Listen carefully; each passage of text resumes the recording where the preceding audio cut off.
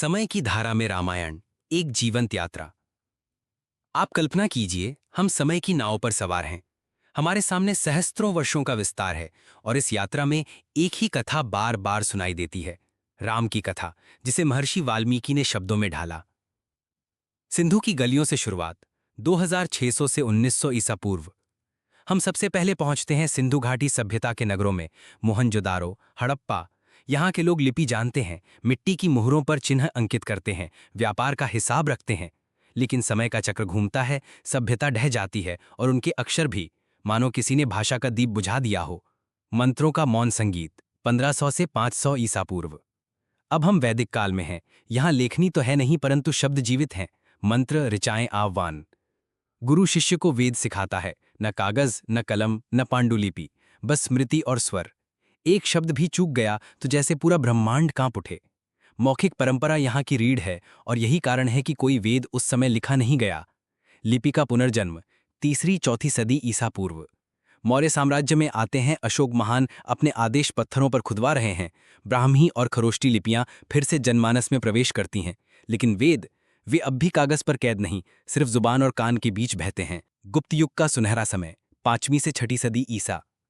अब हम गुप्त काल में हैं। संस्कृत साहित्य का स्वर्ण युग। महाकाव्य, नाट्य, शास्त्र, गणित, खगोल, सबका लेखन जोरों पर है। शायद रामायण भी अब धीरे धीरे पत्तों पर उतर रही है।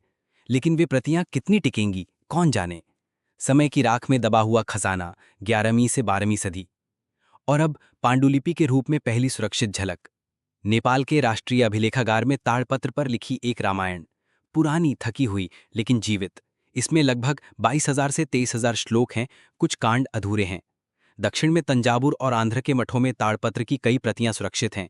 कुछ में अतिरिक्त स्तुतियां जोड़ दी गईं और श्लोक संख्या 24,000 से भी ऊपर चली गई। वाल्मीकि की कलम कहाँ खो गई?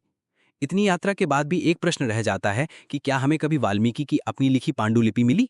उत्तर है नहीं, क्योंकि उनके समय में रामायण कागज पर नहीं, स्मृतियों में लिखी जाती थी। जो लिखा भी गया होगा वो ताड़पत्र या भोजपत्र पर था, और समय की नमी, धूप, कीट और युद्ध ने सब मिटा दिया। अन्य परंपराओं में राम की कथा। हमारी नाव अब सीमाएं लांघती है। बौद्ध भिक्षु श्रीलंका में दशरथ जातक गा रहे हैं। म्यांमार और थाईलैंड में रामकियन का मंचन हो रहा है। जैन मुनि उत्तर पुराण में राम कथा का अपना संस्करण लिख रहे हैं। मध्यकाल, जब राम अलग अलग भाषाओं में जन्म लेते हैं, 8वीं से 17वीं सदी। अब हम भारत के मध्यकाल में आ पहुंचे हैं, जब क्षेत्रीय भाषाओं का उदय हो रहा है। संस्कृत की काव्यधारा अब अलग अलग प्रदेशों की बोलियों और लिपियों में बह रही है और रामकथा हर क्षेत्र के रंग में रंगकर सामने आती है। 8वीं सदी, संस्कृत में भवभूति का उत्तर रामचरितम रंगमंच पर राम की कथा का नया रूप देता है। 11वीं से 13वीं सदी, कर्नाटक और तमिलनाडु में कन्नड़ कवियों के कविराज मार्गीय रामायण, तोरण रामायण और कंबन का कंबन रामायणम जन जन में लोकप्रिय होते हैं। 12वीं सदी, तमिल में कंबन अपनी कंबन रामायणम में वाल्मीकि की कथा को भक्ति और वीर रस के साथ पिरोते हैं। 14वीं सदी, तेलुगु में रंगनाथ रामायणम आता है, जिसमें लोकगीतों और मंदिर की भक्ति परंपरा का रंग है। 15वीं सदी, उड़िया में बलराम दास का विलांका रामायण, बंगाल में कृतिवास ओझा का कृतिवास रामायण, दोनों राम को अपने अपने सांस्कृतिक परिधान में प्रस्तुत करते हैं। 16वीं सदी, अवधि में गोस्वामी तुलसीदास का रामचरितमानस गंगा की धारा की तरह उत्तर भारत में बहने लगता है। असम में माधव कांदली और कवि माधवदेव अपनी रामकथाएं रचते हैं। मलयालम में तुंचत्तू इड़ुच्चन आद्यम रामायणम लिखते हैं। मराठी में एकनाथ का भावार्थ रामायण लोक भक्ति का आधार बनता है। 17वीं सदी, पंजाब में गुरु गोविंद सिंह राम अवतार के रूप में रामकथा को 10वें ग्रंथ में स्थान देते हैं। ये वो दौर है जब रामायण सिर्फ एक ग्रंथ नहीं, बल्कि अलग अलग भाषाओं में अलग अलग रूप धारण करके पूरे भारत की आत्मा में समा जाती है। आधुनिक युग का संगम, 1914 से 1975।